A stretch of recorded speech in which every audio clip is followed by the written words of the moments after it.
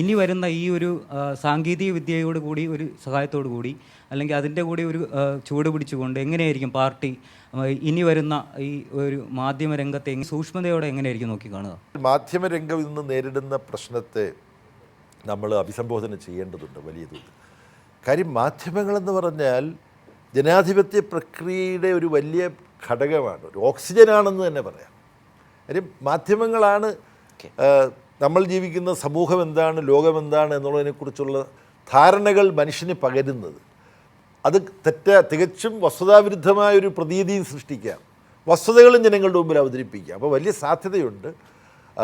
ഇപ്പോൾ തെറ്റായ പ്രതീതികൾ നിർമ്മിക്കുന്ന ജോലിയാണ് മഹാഭൂരിപക്ഷം മാധ്യമങ്ങൾ നിർവഹിച്ചുകൊണ്ടിരിക്കുന്നത്. അതിനെതിരായിട്ടുള്ള സമരമാണ് കൈരളി ചാനലിനെ പോലുള്ള ചാനലുകൾ, അതുപോലുള്ള പത്രങ്ങൾ നിർവഹിക്കുന്നത്. സോഷ്യൽ മീഡിയയ്ക്ക് ഇതിനകത്ത് വലിയൊരു പങ്ക് വഹിക്കാൻ കഴിയും. നമ്മൾ ഓരോരുത്തരും ഈ മേഖലയിൽ സജീവമായി പൊരുതാനിറങ്ങിയാലേ നമ്മുടെ സമൂഹം നേരിടുന്ന മാധ്യമരംഗത്തിൻ്റെ ജീർണവൽക്കരണത്തെയും മാധ്യമവൽക്കരണത്തിൻ്റെ കച്ചവടവൽക്കരണത്തിൻ്റെയും പിന്നെ വ്യാജവൽക്കരണം നടക്കുന്നുണ്ട്. പോസ്റ്റ് ട്രൂത്തിൻ്റെ കാലമാണ്. അപ്പം നമുക്കെല്ലാം ഇതിൽ പങ്കുണ്ട്. ഇതൊക്കെ നേരെയാക്കണമെന്ന് നമ്മൾ ഉപദേശിക്കുക, നമ്മൾ ചെയ്യും. ഇപ്പം ഞാൻ തന്നെ സോഷ്യൽ മീഡിയയിൽ വേണ്ടത്ര ആക്റ്റീവല്ല. ഇടയ്ക്കിടയ്ക്ക് ഞാൻ പോസ്റ്റ് ചെയ്യാറുണ്ട് ചിലത്. ഇനി കൂടുതൽ ഇപ്പം പാർട്ടിയുടെ ഒരു ചുമതല കൂടി ഏറ്റെടുത്തിരിക്കുന്ന സ്ഥിതിക്ക് നിങ്ങളുടെ എല്ലാം സഹായം അതിനകത്ത് വേണ്ടി വരും. നമ്മളെല്ലാം കൂടെ സമരത്തിനിറങ്ങിയാലേ ഈ രംഗത്തുള്ള കടമകൾ നമുക്ക് നേടിയെടുക്കാൻ കഴിയുള്ളൂ. മാധ്യമങ്ങളുമായി ബന്ധപ്പെടുത്തി ഒരു മാധ്യമപ്രവർത്തകൻ എന്നുള്ള നിലയിൽ ഒരു കൗതുകം കൊണ്ടും കൂടിയാണ് എൻ്റെ ചോദ്യം. അങ്ങ് പദവി ഏറ്റെടുത്ത ശേഷം മലയാള മനോരമ ബാനർ ഹെഡ് കൊടുത്തത് ക്യാപ്റ്റൻ ബേബി എന്നാണ്, മാതൃഭൂമി കൊടുത്തത് ഇനി ബേബീസം എന്നാണ്. അതേസമയം മാതൃഭൂമി ഒരു പോക്കറ്റ് കാർട്ടൂൺ കൊടുത്തു, ഗോപികൃഷ്ണൻ്റെ കാകദൃഷ്ടി. അതിനകത്ത് ഗോവിന്ദൻ മാഷയും അങ്ങയും കൂടിയും ചേർത്ത് വെച്ച് ചിത്രം വരച്ചിട്ട് പറയുന്നു ഇനി ഡബിൾ എൻജിൻ ഭൗതികത. ഇത് ഒറ്റ നോട്ടത്തിൽ ഒരു നിഷ്കളങ്കം എന്ന് തോന്നുമെങ്കിലും അങ്ങനെയല്ല, കൃത്യമായ ഒരു പ്രൊപ്പഗാണ്ടയുടെ ഭാഷാപ്രയോഗം കൂടിയാണ്. ഭാഷാപ്രയോഗത്തിൽ വളരെ സസൂക്ഷ്മം ശ്രദ്ധിക്കുന്ന ഒരാളെന്ന നിലയിൽ മാധ്യമങ്ങളുടെ ഈ പ്രയോഗങ്ങളെ എങ്ങനെ കാണുന്നു? മാധ്യമങ്ങളുടെ പ്രയോഗങ്ങളെല്ലാം അവർ വളരെ നന്നായിട്ട് ആലോചിച്ച് ചില പ്രത്യേക ലക്ഷ്യങ്ങൾ വെച്ചുകൊണ്ട് തന്നെയാണ്. അതിനകത്ത് യാതൊരു സംശയമില്ല. ചോദ്യങ്ങൾ ചോദിക്കുന്നത് പോലും അങ്ങനെയാണ്. അപ്പോൾ നമ്മൾ അത് മനസ്സിലാക്കി അതിനോട് പ്രതികരിക്കണം. ഇപ്പം ഇത് നമുക്ക് തുറന്നു പറയാം, ക്യാപ്റ്റൻ എന്ന ഒരു അംഗീകാരം കേരളത്തിൻ്റെ മുഖ്യമന്ത്രിക്ക് നമ്മുടെ സമൂഹത്തിൽ നിന്ന് പൊതുവിൽ നൽകപ്പെട്ടിട്ടുണ്ട്. അപ്പോൾ അതല്ല, വേറെ ക്യാപ്റ്റൻ വന്നിരിക്കുന്നു എന്ന് പറഞ്ഞുകൊണ്ട് ഒരു ആശയം ഉൽപ്പാദിപ്പിക്കാനാണ് മനോരമ ശ്രമിച്ചതെന്നുള്ള കാര്യം ഒറ്റ നോട്ടത്തിൽ തന്നെ വ്യക്തമാണ്. ഇവരൊക്കെ മനസ്സിലാക്കാത്ത കാര്യം കമ്മ്യൂണിസ്റ്റ് പാർട്ടി എങ്ങനെയാണ് പ്രവർത്തിക്കുന്നത്. കമ്മ്യൂണിസ്റ്റ് പാർട്ടിയിൽ നേതൃത്വങ്ങൾ ഉയർന്നു വരും, നേതൃത്വം ഉണ്ടാവുക എന്നുള്ളത് കമ്മ്യൂണിസ്റ്റ് പാർട്ടിയുടെ സ്വഭാവമാണ്. പക്ഷേ ആത്യന്തികമായി കമ്മ്യൂണിസ്റ്റ് പാർട്ടി എന്ന് പറഞ്ഞാൽ ഈ പാർട്ടിയിലെ അംഗങ്ങളായ ലക്ഷക്കണക്കിന് സഖാക്കൾക്കും തുല്യ ഉത്തരവാദിത്വവും പ്രാധാന്യവുമുള്ള ഒരു പ്രസ്ഥാനമാണ്. എല്ലാ തലത്തിലും കൂട്ടായ നേതൃത്വമായിട്ടാണ് പ്രവർത്തിക്കുന്നത്. ആ കൂട്ടായ നേതൃത്വത്തിൽ നിന്ന് ചിലർ ഉയർന്നു വരും.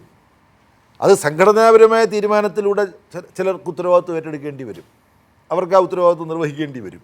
പക്ഷേ ദീർഘകാലത്തെ പ്രവർത്തനത്തിലൂടെ പൊതുസമൂഹത്തിൻ്റെ അംഗീകാരത്തോടുകൂടി ചില നേതൃത്വ സ്ഥാനങ്ങളും ഒക്കെ ഉയർന്നു വരും.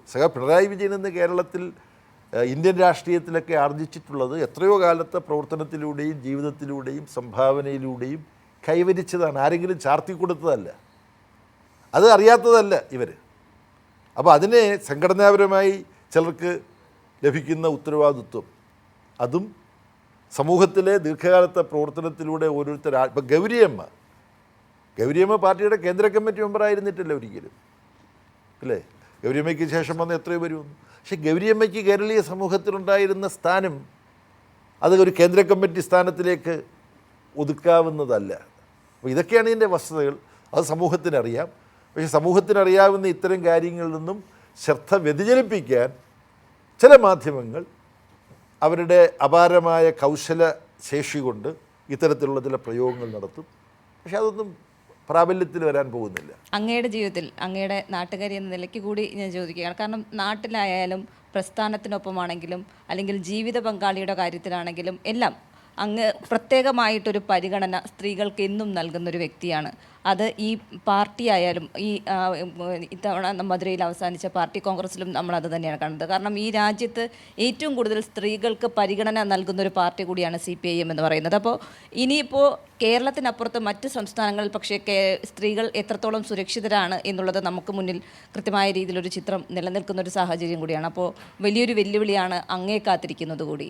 ഈ സ്ത്രീകൾക്ക് അർഹമായ പ്രാധാന്യം കൊടുക്കണം എന്നുള്ളത് ഞാനതിൽ പ്രത്യേകിച്ച് താല്പര്യം എടുക്കുന്നുണ്ട് എന്ന തരത്തിലാണ് സഹോദരി കാര്യം അവതരിപ്പിച്ചത്. അതിൽ സ്ത്രീകൾക്ക് തുല്യമായ പരിഗണന ലഭിക്കണമെന്നുള്ളത് മാർക്സും എംഗൽസും ലെനിനും എല്ലാം പിന്തുടർന്ന ഒരു മാർക്സിസ്റ്റ് കാഴ്ചപ്പാടാണ്. ശാസ്ത്രീയ സോഷ്യലിസത്തിൻ്റെ കാഴ്ചപ്പാടിൻ്റെ ഭാഗമാണത്. സ്ത്രീകൾക്ക് തുല്യ പദവിയും പ്രാധാന്യവും ഉണ്ടാവണമെന്നത്. എന്നാൽ ആണധികാര സമൂഹമാണ്, ആണധികാര ലോകമാണ്. വലിയ ജനാധിപത്യം എന്ന് പറയുന്നത് അമേരിക്കയിൽ ഇതുവരെ ഒരു വനിത പ്രസിഡൻ്റ് ആയിട്ടില്ല. പ്രസിഡൻ്റ് ആകാൻ സാധ്യത ഉണ്ടാകുമ്പോൾ എല്ലാവരും കൂടെ ചേർന്നിട്ട് തോൽപ്പിക്കും. അപ്പം അങ്ങനെയെല്ലാമുള്ള ഇന്ത്യൻ സമൂഹവും കേരള സമൂഹവും പാട്രിയാർക്കലാണ്, പുരുഷാധിപത്യപരമാണ്. അതിനെതിരായിട്ടുള്ള സമരം വേണം എന്നത് പാർട്ടിയുടെ കാഴ്ചപ്പാടാണ്. പക്ഷേ ആ പാർട്ടിയുടെ കാഴ്ചപ്പാട് പാർട്ടിയിലെ തന്നെ പല സഖാക്കളും ഉൾക്കൊള്ളുകയോ നടപ്പാക്കുകയോ ചെയ്യാറില്ല. അത് ഉൾക്കൊള്ളുകയും നടപ്പാക്കുകയും ചെയ്യണമെന്ന അഭിപ്രായമാണ് പാർട്ടി നേതൃത്വത്തിന് പൊതുവിലുള്ളത്. അതുകൊണ്ടാണ് മധുരയിൽ കേന്ദ്ര കമ്മിറ്റിയിൽ 17% മാത്രം പ്രാതിനിധ്യമുണ്ടായിരുന്നത് 20% ഇപ്പം ഉയർത്തിയിട്ടുള്ളത്. അത്രയും പോരാ, അതിൽ കൂടുതൽ വേണം എന്നാലോചിക്കുമ്പം ഒരുപാട് ഘടകങ്ങളുണ്ട്. ചില ഉത്തരേന്ത്യൻ സംസ്ഥാനങ്ങളിൽ നിന്ന് ഒരു കേന്ദ്ര കമ്മിറ്റി മെമ്പറെ എടുക്കാൻ കഴിയും. അപ്പോൾ അത് സെക്രട്ടറി ആയിരിക്കണം. അപ്പോൾ എന്തുകൊണ്ട് വനിതാ സെക്രട്ടറി വരുന്നില്ല? വനിതാ സെക്രട്ടറിമാരും ഉണ്ടാകുന്ന സാഹചര്യം ഉണ്ടാകണം. മുമ്പുണ്ടായിട്ടുണ്ട്. ഇപ്പം കഴിഞ്ഞ കാലത്ത് ഇപ്പം ആദ്യത്തെ വനിതാ ജില്ലാ സെക്രട്ടറി എന്ന് പറഞ്ഞ് ബംഗാളിലെ സഖാവിൻ്റെ ചിത്രം ഒരു വളരെ പ്രചാരമുള്ള മലയാള പത്രം കൊടുത്തു. അപ്പോൾ അവരെ വിളിച്ചിട്ട് ഞാൻ പറഞ്ഞു അബദ്ധമാണ്. കർണാടകയിൽ എത്രയോ കാലമായിട്ട് 2-3 ജില്ലകളിൽ വനിതകൾ സെക്രട്ടറിമാരായിട്ടുണ്ട്. ആന്ധ്രയിലുണ്ട്. അഹല്യ രംഗനേക്കർ മഹാരാഷ്ട്ര പാർട്ടിയുടെ സ്റ്റേറ്റ് സെക്രട്ടറി ആയിരുന്നിട്ടുണ്ട്. അത് പലർക്കും അറിഞ്ഞുകൂടാ. അപ്പോൾ അങ്ങനെയൊക്കെയുണ്ട്. പക്ഷേ അന്ന് അഹല്യ രംഗനേക്കർ സഖാവിനെ PBയിൽ എടുക്കാൻ പറ്റില്ല അന്നത്തെ സാഹചര്യത്തിൽ. അപ്പോൾ ഈ സാഹചര്യം മാറണം എന്നുള്ളത് വളരെ പ്രധാനമാണ്. അത് വെറും ഔപചാരികമായി മാത്രമുള്ള കാര്യമല്ല. കഴിഞ്ഞ ദിവസം രാജ്ഭവൻ മാർച്ചിൻ്റെ ഭാഗമായിട്ട് ഉദ്ഘാടനം ചെയ്യാൻ വേണ്ടി ഞാൻ ചെന്നപ്പം 10-20 പേര് സ്റ്റേജിൽ ഇരിക്കുന്നുണ്ട്, ഒരു സ്ത്രീ പോലും ഇല്ല. അപ്പം ഞാനൊരു ഈ പാർട്ടി കാഴ്ചപ്പാട് വെച്ച് ഞാൻ പറഞ്ഞു എന്താണ് ഒരു സ്ത്രീയെ പോലും. അപ്പോൾ എല്ലാ പാർട്ടികളുടെയും നേതാക്കന്മാരാണുങ്ങളാണ്. ഞാൻ പറഞ്ഞു ഇവിടെ MLA ഉണ്ടാവുമല്ലോ. അപ്പോൾ MLA കണ്ടു. മറ്റേ രാഖി ഡെപ്യൂട്ടി മേയറായിരുന്ന CPIയുടെ വനിതാ നേതാവുണ്ട്. അവർ രണ്ടുപേരും വിളിച്ച് കാര്യം ഇത് ദൃശ്യമാകണം. മഹിളകളും ഈ സമൂഹത്തിലുണ്ട്. അത് വെറും ഒരു സിംബോളിക്കായിട്ട് വന്നാൽ പോരാ, അവർക്ക് പ്രാധാന്യം ഉണ്ടാവണം. ഇപ്പോൾ അവിടുത്തെ പാർട്ടി കോൺഗ്രസ് മധുരയിൽ സമാപിച്ചപ്പോൾ ആദ്യം പ്രസംഗിച്ചത് ബൃന്ദാക്കാരായിട്ടാണ്. അങ്ങനെയുള്ളവരുണ്ട്. അപ്പം ഇത്തരത്തിൽ നമ്മൾ ഇക്കാര്യങ്ങൾ ശ്രദ്ധിക്കണം. ആ കാഴ്ചപ്പാടുള്ളവരാണ് CPIMൻ്റെ നേതൃത്വത്തിൽ പല തലങ്ങളിലും ഉള്ളത്. എന്നാൽ വെറും അത് നാംകേ വാസ്തയായി പോവുക, വെറും ഒരു പേരിന് ശരി ഒരാളും കൂടി ഇരുന്നോട്ടെ എന്ന നിലയിലേക്ക് പോകുക എന്നുള്ള പ്രശ്നമുണ്ട്. നമ്മൾ കൂട്ടായിട്ട് ഇടപെട്ട് തിരുത്തണം. നമ്മളെല്ലാം BTR പറഞ്ഞൊരു കാര്യം ഞാൻ കഴിഞ്ഞ ദിവസം സാറോടെ പറഞ്ഞു. ഒരു കമ്മ്യൂണിസ്റ്റിൻ്റെ തൊലിയൊന്ന് ചിരണ്ടിയാൽ ആ കമ്മ്യൂണിസ്റ്റിൻ്റെ തൊലിയുടെ അടിയിൽ ഒരു മെയിൽ ഷോവനിസ്റ്റിനെ കാണാൻ പറ്റും എന്ന് BT രണദേവി പറഞ്ഞിട്ടുണ്ട്. അത് നമ്മുടെ സമൂഹത്തിൽ നമ്മളിതൊക്കെ ശീലിച്ച് വരുന്നതാണ്. ഫ്യൂഡൽ മൂല്യങ്ങളുണ്ട്. നമ്മൾ നിരന്തരം ഇതിനെതിരായിട്ട് ജാഗ്രത പാലിച്ച് പൊരുതേണ്ടതുണ്ട് എന്നാണ് പ്രതികരിച്ച് പറയാറുള്ളത്. അല്ല, പറഞ്ഞതിനകത്ത് ഒരു കാര്യം പ്രത്യേകിച്ചുണ്ട്. ജീവിത പങ്കാളിയെക്കുറിച്ചുണ്ട്. ജീവിത പങ്കാളിയെക്കുറിച്ച് ജനറൽ സെക്രട്ടറിയോട് ബേബി സോഹനോട് ചോദിക്കുമ്പോൾ ബെറ്റി ചേച്ചി എന്നുള്ളത് ഞങ്ങളുടെ കൂടി ഭാഗമായിട്ടുള്ള, ഞങ്ങൾക്ക് കൂടെ ഒരുപാട് വേണ്ടപ്പെട്ട ആളാണ് എന്നതുകൂടിയുണ്ട്. അപ്പോൾ ആ ജീവിത പങ്കാളി എന്നുള്ള ഒരു പശ്ചാത്തലത്തിൽ നിന്നുകൂടി ജനറൽ സെക്രട്ടറിയെ സംബന്ധിച്ച് ഈ രാഷ്ട്രീയ പൊതുജീവിതത്തിൽ നൽകിയിട്ടുള്ളൊരു വലിയ പങ്കാളിത്തം, പിന്തുണ, സംഭാവന എങ്ങനെയാണ് പങ്കുവെക്കുക? അല്ല, ബെറ്റി ഈ മൂവ്മെൻറ്റിൻ്റെ തന്നെ SFIയുടെ സംസ്ഥാന കമ്മിറ്റി മെമ്പറായിരുന്നു. എന്നാൽ ഞങ്ങൾ തമ്മിൽ ചില തർക്കങ്ങളുണ്ട്. ഇപ്പോൾ ഉദാഹരണത്തിന് കല്യാണം കഴിച്ച് കഴിഞ്ഞപ്പോൾ എൻ്റെ പേരും കൂടെ ബെറ്റിയുടെ പേരിൻ്റെ കൂടെ ചേർക്കാൻ തുടങ്ങി. ഞാൻ പറഞ്ഞത് എനിക്കൊട്ടും യോജിപ്പുള്ളതല്ല. പക്ഷേ എനിക്ക് ബലം പ്രയോഗിച്ചത് മാറ്റാൻ കഴിയില്ല. പിന്നെ ഞങ്ങൾക്ക് കുഞ്ഞ് പിളർന്നപ്പോൾ ഞാൻ പറഞ്ഞു എൻ്റെ പേര് സർനെയിമായിട്ടിടണ്ട. സ്കൂളിൽ ചേർക്കുമ്പോൾ അയാളുടെ റെക്കോർഡ് അശോക് ബെറ്റി എന്നാണ്, എൻ്റെ പേരില്ല. പിന്നെ നെൽസൺ മണ്ടേലയോടുള്ള ആദരവായിട്ട് നെൽസൺ എന്നുകൂടി ചേർത്തിട്ടുണ്ട്.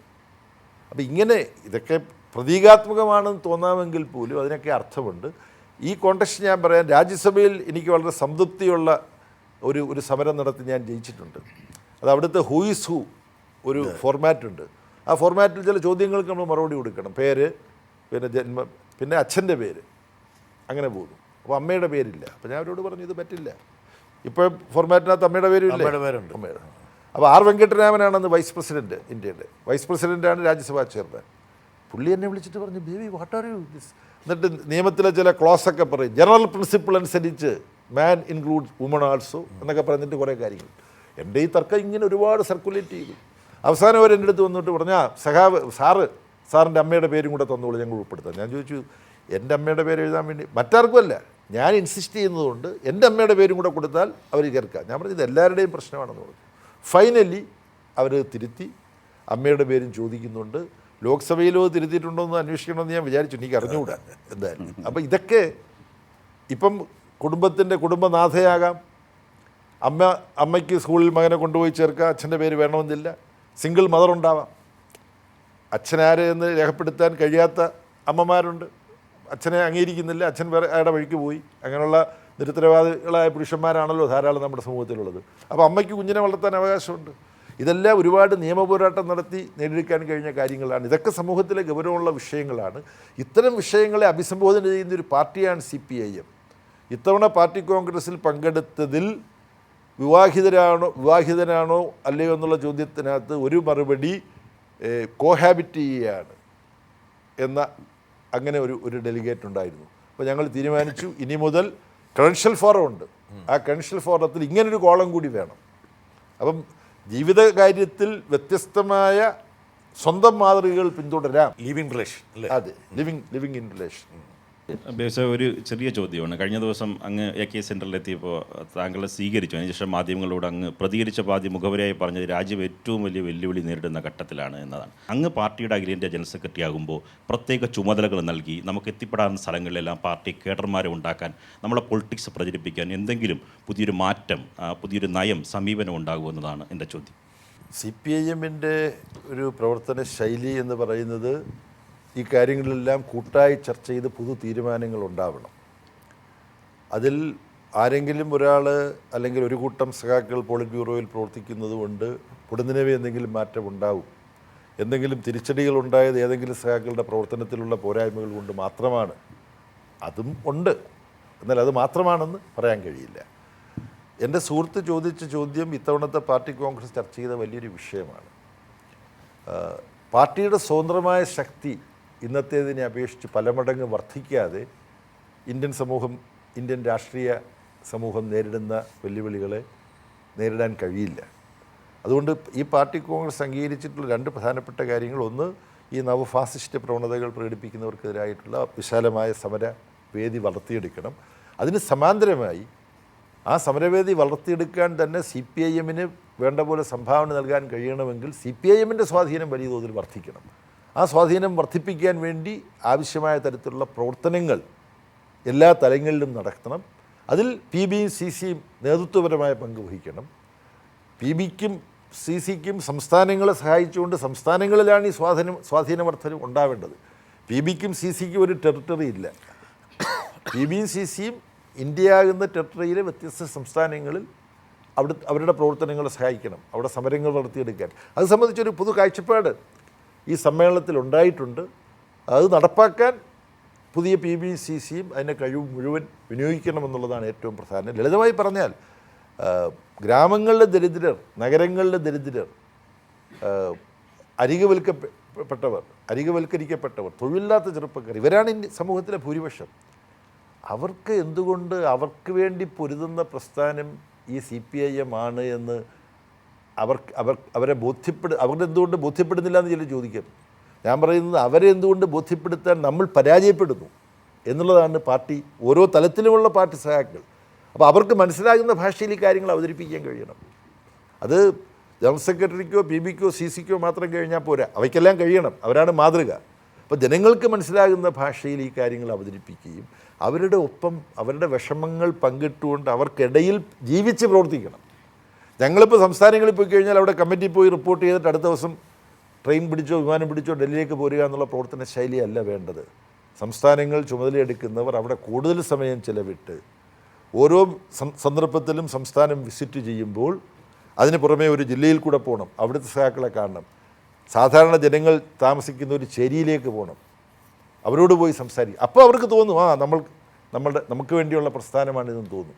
അത്തരം പ്രവർത്തനങ്ങൾ മുമ്പ് നടത്തിയിരുന്നത് പോലെ പല സ്ഥലത്തും നടക്കുന്നില്ല എന്നതുകൂടി ജനങ്ങൾക്കിടയിൽ വേണ്ടത്ര സ്വാധീനം ഈ ജനങ്ങളുടെ പ്രസ്ഥാനത്തിന് കൈവരിക്കാൻ കഴിയാതിരിക്കുന്നതിന് പിന്നിലുള്ള ഘടകമാണ്. പിന്നെ വേറെ ഒരുപാട് ഘടകങ്ങളുണ്ട്, അതിലേക്ക് ഞാൻ പോകുന്നില്ല. ഒന്ന്, ഇവരെയൊക്കെ പണം കൊടുത്ത് സ്വാധീനിക്കുകയാണ് മാധ്യമങ്ങൾ വഴി. പിന്നെ അന്ധവിശ്വാസം, അതുകൂടെ പറഞ്ഞ് ഞാൻ അവസാനിപ്പിക്കുക. നിങ്ങൾ അമ്പരക്കും. ഉത്തരേന്ത്യയിൽ ഉള്ള എൻ്റെ ഒരു മലയാളി സുഹൃത്ത്, അവർ യുനിസെഫിൽ പ്രവർത്തിക്കുന്നവരാണ്. യുനിസെഫിൻ്റെ പ്രവർത്തനത്തിനിടയ്ക്ക് അവർ യു.പിയിൽ പോയി പാവങ്ങളുടെയൊക്കെ ഇടയ്ക്ക് സംസാരിക്കുന്നതിനിടയ്ക്ക്, അല്ല ഇപ്പം നിങ്ങളുടെ ജീവിതം വലിയ കഷ്ടപ്പാടിലല്ലേ, അപ്പം മോഡിയല്ലേ ഇത്? അയ്യോ, മോഡി സാബ് കാ ബാരെ മേ കുച്ച് നഹീ ബോലോ. ഞങ്ങളുടെ തലയിലെഴുത്താണ്. എൻ്റെ ദുർബലമായ ഹിന്ദി ഞാൻ പറയുന്നില്ല, ഒരു ഭാഗം ഞാൻ പറഞ്ഞു. മോഡി സാബ് കാ ബാരെ മേ, മോഡി ഇപ്പോഴും ദൈവമാണ്, അവരെ പഠിപ്പിച്ചില്ലേ. അപ്പോൾ ഇങ്ങനെയുള്ള മാധ്യമങ്ങളിലൂടെയും മറ്റു വിധത്തിലും ചെല്ലുന്ന നെറേറ്റീവ്, ആഖ്യാനം ഇവരെ സ്വാധീനിക്കും. നമ്മുടെ ദുർവിധിക്ക് കാരണം നമ്മുടെ മുൻജന്മ കുറ്റകൃത്യമാണ്. അപ്പം പല തലങ്ങളിൽ നമ്മൾ ഇതൊക്കെയാണ് പ്രശ്നമെന്ന് മനസ്സിലാക്കി ജനങ്ങളെ ഈ ബോധത്തിൽ നിന്ന് മാറ്റാൻ സഹായകമായ പ്രവർത്തന ശൈലി എല്ലാ തലങ്ങളിലും പാർട്ടിയും പാർട്ടി അംഗങ്ങൾ പ്രവർത്തിക്കുന്ന കർഷക സംഘം, യുവജന സംഘടന, വിദ്യാർത്ഥി സംഘടന, പിന്നെ ബാലസംഘം പോലുള്ള പ്രവർത്തനങ്ങൾ കൂടുതൽ ശ്രദ്ധിക്കണമെന്ന് പാർട്ടി കോൺഗ്രസ് തീരുമാനിച്ചിട്ടുണ്ട്. അപ്പോൾ മാറ്റം ഉണ്ടാക്കാം നമുക്ക്. പാർട്ടിയിലൊരു വിഭാഗമായി നിന്നുകൊണ്ടുള്ള പ്രവർത്തനം നടക്കുന്നുണ്ട് എന്ന് വലതുപക്ഷ മാധ്യമങ്ങൾ തന്നെ പറഞ്ഞ് പ്രചരിപ്പിക്കുന്നുണ്ട്. അപ്പോൾ ആ ഒരു കാര്യത്തെയൊക്കെ ഒരു ജനറൽ സെക്രട്ടറി ആയതിനു ശേഷം സഖാവ് എങ്ങനെ നോക്കിക്കാണുന്നു? എങ്ങനെയാണ് മുന്നോട്ടുള്ള പ്രവർത്തനങ്ങൾ അതെങ്ങനെയൊക്കെ ആയിരിക്കും?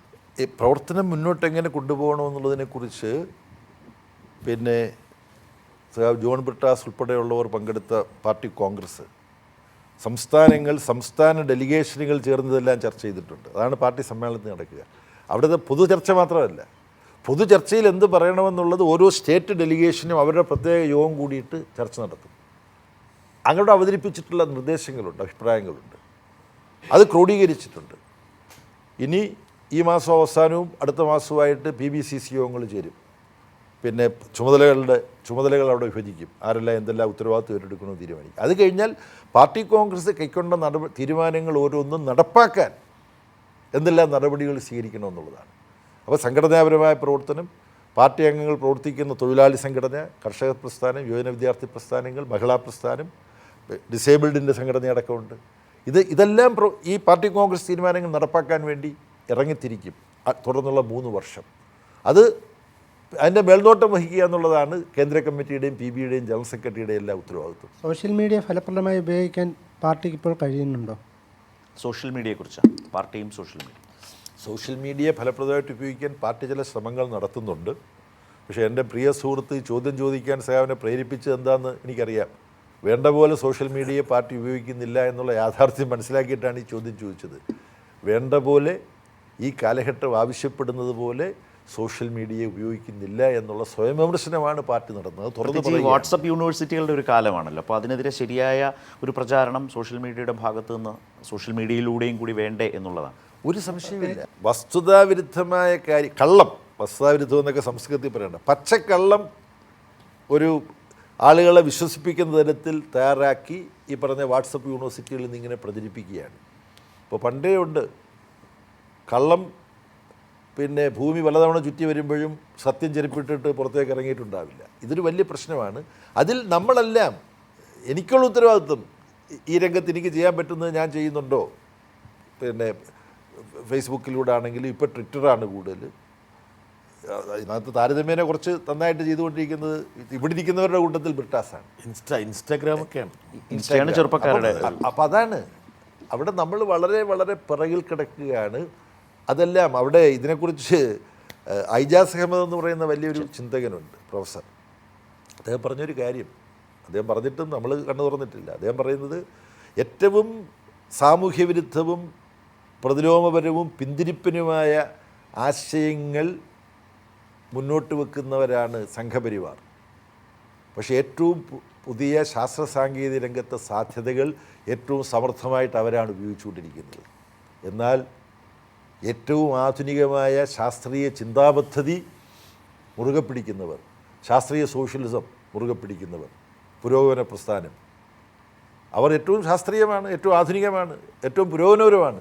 പക്ഷേ ശാസ്ത്ര സാങ്കേതിക വിദ്യ ഉപയോഗിക്കുന്നതിൽ ഇക്കൂട്ടർ ഏറ്റവും പിന്നോക്കമാണ്. വി ഡി സതീശൻ്റെ ആ ഒരു ആശംസ ശ്രദ്ധിച്ചിരുന്നു എന്നുള്ളതാണ്. ആശംസിക്കുമ്പോൾ തന്നെ അതിനകത്ത് CPM രാഷ്ട്രീയവുമായി ബന്ധപ്പെട്ട അദ്ദേഹത്തിൻ്റെ ഒരു മനോഭാവവും CPM രാഷ്ട്രീയം ദേശീയ രാഷ്ട്രീയത്തിലെ കോൺഗ്രസിൻ്റെ റോള് അത് ശ്രദ്ധിച്ചിരുന്നു എന്നുള്ളത്. എൻ്റെ അടുത്ത് ചില ആൾ വിളിച്ചു പറഞ്ഞു, വി ഡി സതീശൻ പ്രതിപക്ഷ നേതാവെന്നുള്ള നിലയിൽ അദ്ദേഹം കേരളത്തിൽ ഇപ്പം നിർവഹിച്ചുകൊണ്ടിരിക്കുന്ന ഒട്ടും അഭിനന്ദനീയമല്ലാത്ത പ്രവർത്തനം, അത് എൻ്റെ സുഹൃത്താണ് അദ്ദേഹം. പക്ഷേ പ്രതിപക്ഷ നേതാവെന്നുള്ള നിലയിൽ അദ്ദേഹം കേരളത്തിൽ ചെയ്തുകൊണ്ടിരിക്കുന്ന ഒട്ടും അഭിനന്ദനീയമല്ല.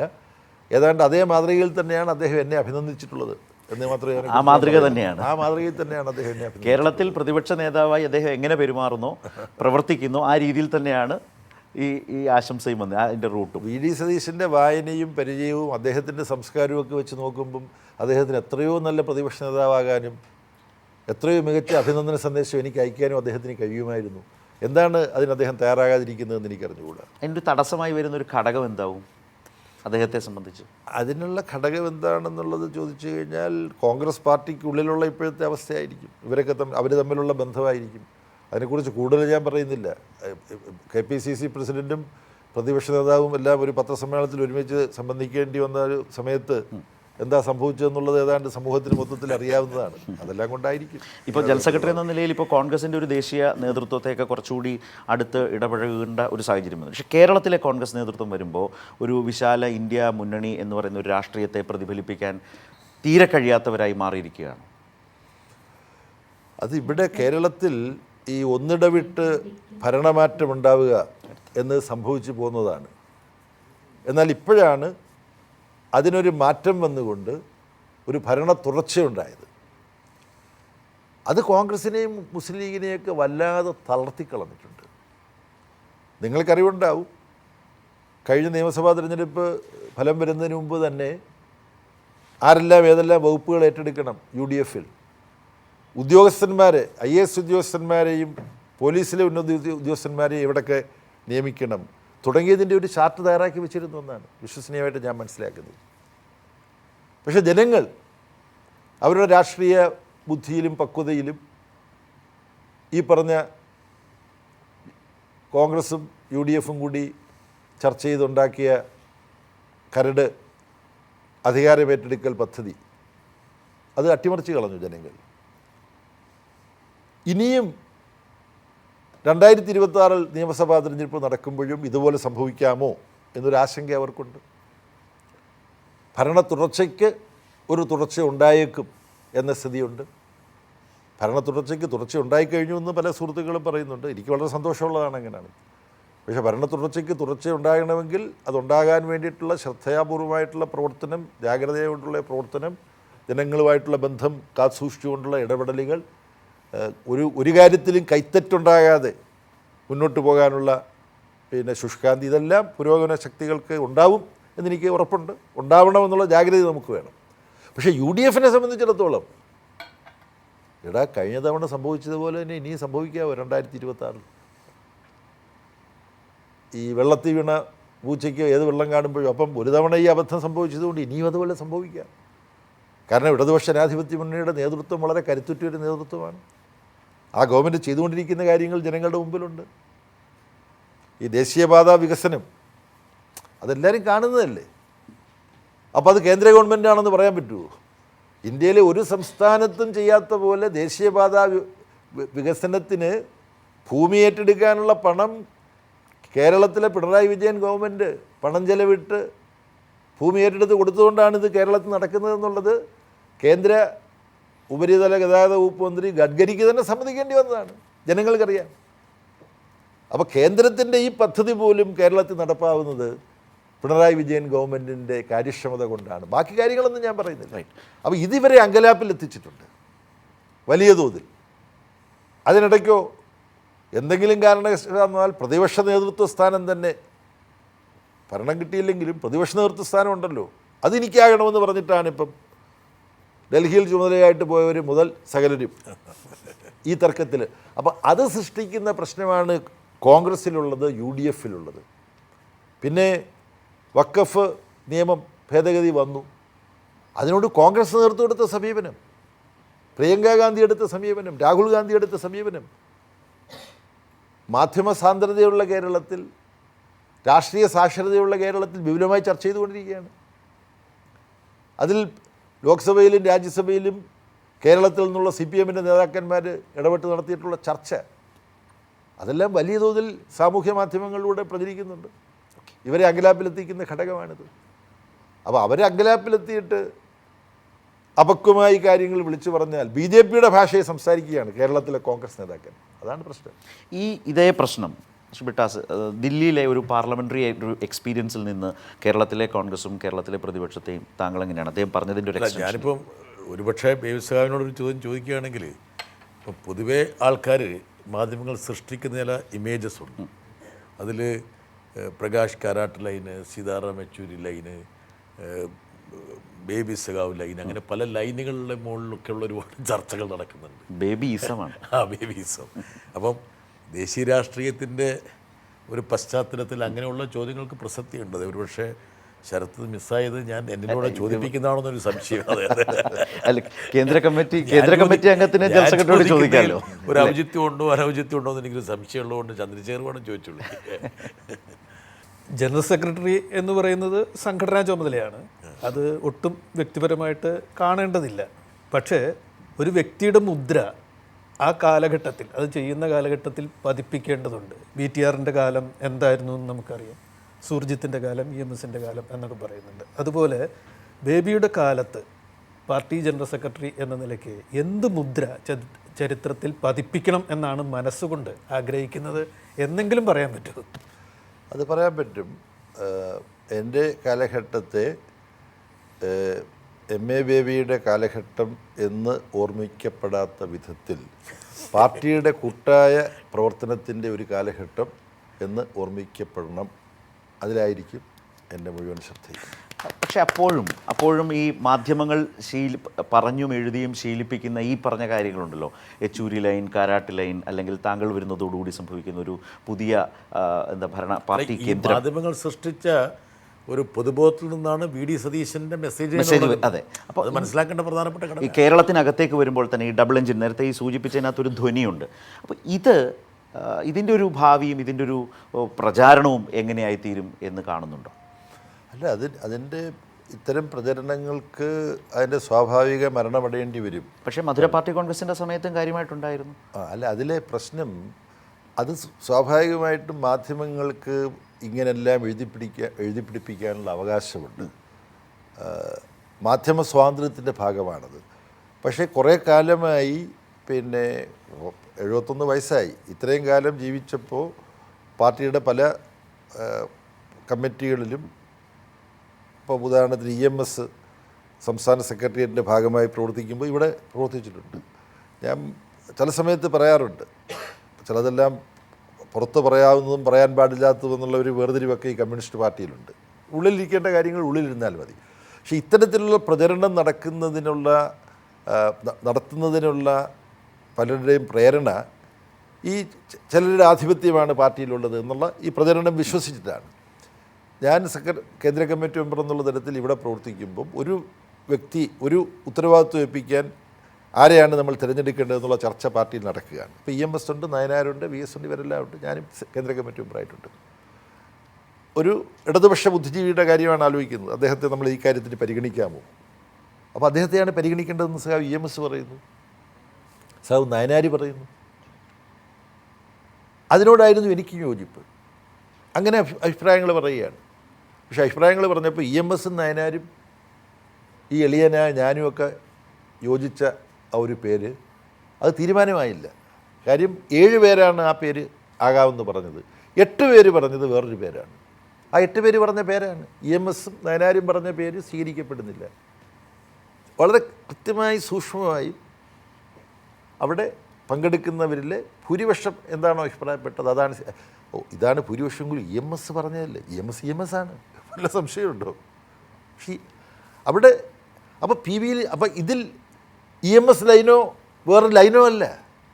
ഓരോ കാര്യത്തിലും അവിടെ ചർച്ച ചെയ്തിട്ട് ഇത് സഖാവ് പിണറായി വിജയൻ പങ്കെടുക്കുന്ന കമ്മിറ്റിയിലും പ്രകാശ് കാരാട്ട് പങ്കെടുക്കുന്ന കമ്മിറ്റിയിലും സീതാറാം യെച്ചൂരി പങ്കെടുക്കുന്ന കമ്മിറ്റിക്കും ഒക്കെ ഇത് ബാധകമാണ്. ഇതാണ് വസ്തുത. ഈ അങ്ങനെ ഏതെങ്കിലും തീരുമാനമെടുത്തതിലെങ്കിലും ഭൂരിപക്ഷത്തിൻ്റെ ലൈൻ എന്ന് പറഞ്ഞിട്ടാണ് ഈ പത്രങ്ങൾ വെറുതെ കാരണച്ചൊരു വെടിവെപ്പ് നടത്തുകയാണ്. അവർക്ക് തോന്നുന്ന എന്തെങ്കിലും എഴുതി വെക്കുകയാണ്. അങ്ങനെ എഴുതി വെക്കുന്ന ചിലത് അതിനിരയാകുന്നവർ പോലും വിശ്വസിക്കുന്ന സ്ഥിതി ഉണ്ടാവാം. അതിലും എനിക്കൊരു ഉദാഹരണമുണ്ട്. ഞാനിവിടെ EMS മരിച്ചു കഴിഞ്ഞപ്പോൾ മനോരമ ഫ്രണ്ട് പേജിൽ നിന്ന് തുടങ്ങിയ ഒരു വാർത്ത, ആ വാർത്തയുടെ സാരാംശം അര മിനിറ്റ് കൊണ്ട്, ഇത് ഈ വിഷയം ചർച്ച ചെയ്യുന്ന സമയത്ത് പലർക്കും പ്രയോജനപ്പെടുമെന്നുള്ളത് കൊണ്ട് കൂടി ഞാൻ പറയുകയാണ്.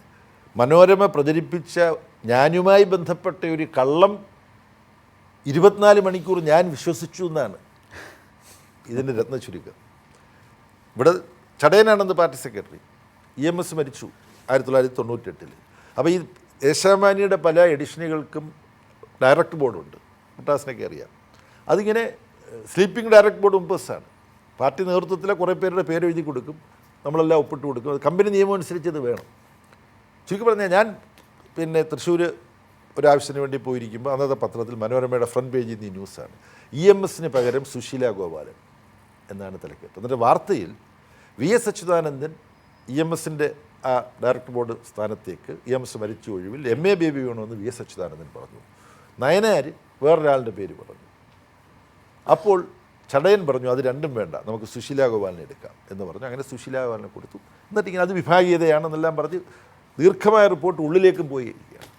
അപ്പോൾ ചിലർ എന്നെ വിളിച്ചിട്ട്, ബേബി സഖാവേ നിങ്ങളല്ലേ അവിടെ വരേണ്ടിയിരുന്നത് എന്നൊക്കെ. ഞാൻ നിങ്ങൾക്ക് എന്താ പട്ടുണ്ടോ, സഹാവ് സുശീല ഗോപാലൻ വരുന്നതാണ് ശരി. അപ്പോൾ സഹാവൊക്കെ അറിഞ്ഞ് അല്ല, അത് ഈ കമ്പനി നിയമം അനുസരിച്ച് പെട്ടെന്ന് ചില പേരുകളൊക്കെ നിശ്ചിത സമയത്തുള്ളിൽ കൊടുക്കേണ്ടി വന്നിട്ട് അങ്ങനെ കൊടുത്തതാണ്, അതിനകത്ത് വേറെ കുഴപ്പമൊന്നുമില്ലെന്നൊക്കെ പറഞ്ഞിട്ട് ഞാൻ തിരിച്ചുകൂടെ വരുന്നു. അപ്പോൾ സഹാവ് ചടയൻ എൻ്റെ അടുത്ത് പറയുകയാണ്, താൻ കണ്ടായിരുന്നോ മനോരമ? ഞാൻ പറഞ്ഞു ഞാൻ കണ്ടു, അതിന്ന് തിരുത്തു കൊടുക്കണം. ഞാൻ തിരുത്തു കൊടുക്കണോ? എന്താ സഹാവേ? അപ്പം അയാൾ പറയുന്നത് അങ്ങനെ ഒന്നും എഴുതി കൊടുത്തിട്ടില്ല, ഇത് മുഴുവൻ ആദ്യാവസാനം മനോരമ എന്ന് പറയുന്ന പത്രത്തിൻ്റെ കൽപ്പിത കഥയാണ്. അപ്പം അത് വിശ്വസിച്ചിട്ട് അങ്ങനെ സുശീല ഗോപാലിൻ്റെ പേര് കൊടുത്തതും എൻ്റെ പേര് കൊടുക്കാതിരുന്നതും ഒന്നും ഒരു തെറ്റുമല്ലെന്ന് ഞാൻ എന്നെ ഫോൺ ചെയ്തവരോടെല്ലാം വിശദീകരിച്ചിട്ടാണ് വരുന്നത്. കഴിഞ്ഞിട്ടില്ല, കഥ കഴിഞ്ഞിട്ടില്ല. അന്ന് ചടയൻ പറഞ്ഞ അനുസരിച്ച് തിരുത്തു കൊടുക്കുന്നു. അടുത്ത ദിവസം ആ പത്രത്തിൽ തിരുത്ത് കാണാൻ വേണ്ടി ഞാൻ ഇങ്ങനെ നോക്കുകയാണ്, പത്രം മുഴുവൻ പരതുകയാണ്, കാണുന്നില്ല. ഒടുവിൽ യഥാർത്ഥത്തിൽ നിങ്ങൾ ആരെങ്കിലും അത് കണ്ടുപിടിക്കണം. കാര്യം കണ്ടുപിടിക്കാൻ കഴിയും. ആ രണ്ട് പത്രവും ഈ പത്രങ്ങൾ ചെയ്യുന്ന മഹാദ്രോഹത്തെക്കുറിച്ച് ഒരു തീസിസ് എഴുതണമെങ്കിൽ അത് ഉപയോഗിക്കാം. ആർക്ക് ഇത് പ്രസ്ഥാനം ഒരു വാചകം, ഇന്നലെ ഈ ദേശാഭിമാനി ഡയറക്ടർ ബോർഡ് സംബന്ധിച്ച് വന്ന വാർത്ത വസ്തുതാവിരുദ്ധമാണെന്ന് CPM സംസ്ഥാന സെക്രട്ടറി ചടയൻ ഗോവിന്ദൻ അറിയിച്ചിട്ടുണ്ട് എന്ന് ഒരു വരി. അങ്ങനെ അതാണ് ആകെ ഫ്രണ്ട് പേജിൽ നിന്ന് തുടങ്ങി. ഇതാണ് ഇത് ഉദാഹരണമായിട്ട് ഞാൻ പറഞ്ഞതാണ്. അപ്പോൾ ഒരു കള്ളവാർത്തയുടെ ഇര പോലും ആ കള്ളവാർത്ത കുറേ മണിക്കൂറുകൾ വിശ്വസിച്ചു എന്ന് സത്യസന്ധമായിട്ട് ഞാൻ പറയുകയാണ്. ഇതാണ് മാധ്യമങ്ങൾക്ക് ചെയ്യാൻ കഴിയുന്ന അപകടം. ദൃശ്യമാധ്യമങ്ങൾക്കും കഴിയും. തെറ്റായൊരു വാർത്ത കൊടുക്കുന്നു, പിന്നീട് തിരുത്തു വന്നത് തെറ്റായ വാർത്ത കണ്ടവരൊന്നും കണ്ടുകൊള്ളണമെന്നില്ല. അപ്പോൾ മാധ്യമങ്ങൾ ഏറ്റവും ഉത്തരവാദിത്വ ബോധത്തോടു കൂടിയാണ് പ്രവർത്തിക്കേണ്ടത്. ഇത്തരം കള്ളപ്രചാര വേലകൾ നടത്താനുള്ള മാധ്യമങ്ങളുടെ സാധ്യത കൂടി കണക്കിലെടുത്തുകൊണ്ട് ജനാധിപത്യ പുരോഗമന പ്രസ്ഥാനങ്ങളുടെ മാധ്യമങ്ങൾ അവരുടെ ജോലി ഇരട്ടി ഉത്തരവാദിത്വത്തോടു കൂടി നിർവഹിക്കണം. സോഷ്യൽ മീഡിയ പോലുള്ള സ്വതന്ത്ര മാധ്യമങ്ങൾ പാർട്ടിയും പാർട്ടി പ്രവർത്തകരും എല്ലാ തലങ്ങളിലും ഗൗരവത്തോടു കൂടി എടുത്താൽ ഈ കള്ളപ്രചാര വേലകളെ ഒരു പരിധിവരെ നമുക്ക് നേരിടാൻ കഴിയും. രാജ്യം ശ്രദ്ധിക്കുന്ന ഒരു പാർലമെൻറ്റേറിയൻ എന്ന നിലയ്ക്കടക്കം കേന്ദ്ര കമ്മിറ്റി സ്ഥിരം ക്ഷണിതാവ് എന്ന ഉത്തരവാദിത്വം കൂടി ഏൽപ്പിക്കുമ്പോൾ അതെങ്ങനെയാണ് ജനറൽ സെക്രട്ടറി? അല്ല, അത് നമ്മുടെ ഇന്റർവ്യൂ കഴിഞ്ഞു. അല്ല ആ ഒരു കോമ്പിനേഷൻ അത് പ്രധാനമാണ്. പ്രധാനമാണെന്ന് പറഞ്ഞു കഴിഞ്ഞു. പാർട്ടി ഇപ്പോൾ കേന്ദ്ര കമ്മിറ്റിയിലേക്ക് സ്ഥിരം ക്ഷണിക്കാൻ ജോൺ ബ്രിട്ടാസിനെ തിരഞ്ഞെടുക്കുന്നത് സാധാരണഗതിയിലുള്ളൊരു പാർട്ടി രീതി അനുസരിച്ചല്ല. അതിവിടെ പറയേണ്ടതാണ്. കാരണം ബ്രിട്ടാസ് മലയാളിയാണ്, കേരളത്തിലെ പാർട്ടി സംസ്ഥാന കമ്മിറ്റി മെമ്പറാണ്. പക്ഷേ ഇവിടെ ബ്രിട്ടാസിനേക്കാളും മുതിർന്ന പല സഖാക്കളും പാർട്ടിയുടെ സ്റ്റേറ്റ് കമ്മിറ്റിയിലുണ്ട്. അപ്പോൾ പാർട്ടി പ്രവർത്തിക്കേണ്ടത് ഒരു സർക്കാർ സർവീസ് പോലെയല്ല. പാർട്ടിയുടെ ഉത്തരവാദിത്വങ്ങൾ നിർവഹിക്കാൻ പ്രാപ്തരായ, ചടുലമായി ഇടപെടാൻ കഴിയുന്ന സഖാക്കളെ പല മേഖലകളിൽ നിന്നും പല ഉത്തരവാദിത്വങ്ങളിലേക്ക് കൊണ്ടുവരണം.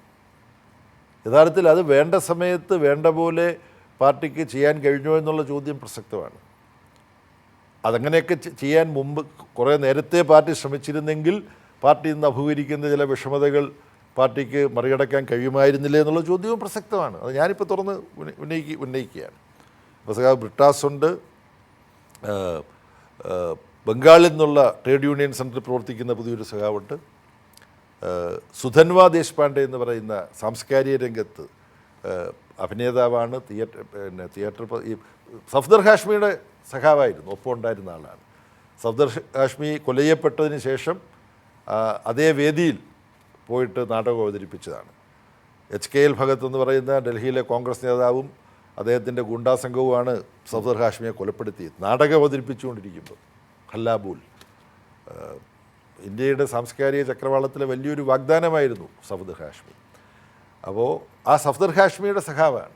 അതാണ് സഫ്ദർ ഹാഷ്മി കേന്ദ്ര കമ്മിറ്റിയിലേക്ക് വന്നതുപോലെയാണ് ഈ സുധൻവ ദേശ്പാണ്ഡെ വരുമ്പം എനിക്ക് തോന്നുന്നത്. അപ്പോൾ ഇങ്ങനെയുള്ള സഖാക്കൾ അവരെല്ലാം CPIM ഏറ്റെടുക്കേണ്ട പുതിയ ഉത്തരവാദിത്തങ്ങൾ ഏറ്റെടുക്കാൻ പാർട്ടിയെ സഹായിക്കും എന്നുള്ള പ്രതീക്ഷയോട് കൂടിയിട്ടാണ് ഇത്തവണത്തെ പാർട്ടി കോൺഗ്രസ് അങ്ങനെ ധീരമായിട്ടുള്ള പാർട്ടിയുടെ ഭാവിയെ സംബന്ധിച്ചിടത്തോളം വലിയ പ്രതീക്ഷ പകരുന്ന ഒരു തീരുമാനം കൈക്കൊണ്ടിട്ടുള്ളത്. അതുകൊണ്ട് കൈരളി ചാനലിന് ലഭിക്കുമായിരുന്ന ബ്രിട്ടാസിൻ്റെ കുറേ സമയം കൂടി ഇങ്ങനെയുള്ള ഉത്തരവാദിത്തം വരുമ്പോഴത്തേക്ക് കുറച്ച് കുറയും എന്നുള്ള കാര്യവും നിങ്ങൾ കരുതിക്കണം. അപ്പോൾ നിങ്ങളും അതനുസരിച്ച് നിങ്ങളുടെ പ്രവർത്തനത്തിൽ പുതിയ ചുമതലകൾ ഏറ്റെടുക്കേണ്ടി വരും എന്നും ഈ ഘട്ടത്തിൽ ഞാൻ സൂചിപ്പിക്കും. പകരുന്ന കാര്യമാണ് പറഞ്ഞത്. വൻ കമ്പനിയാണല്ലേ. അതെ അതെ അതെ അതെ. ജനറൽ സെക്രട്ടറി അപ്പനെ ഇനി മിസ് ചെയ്യും അവർ. അതെ അല്ല, ജനറൽ സെക്രട്ടറിയെ നയിക്കേണ്ടവരാണ്.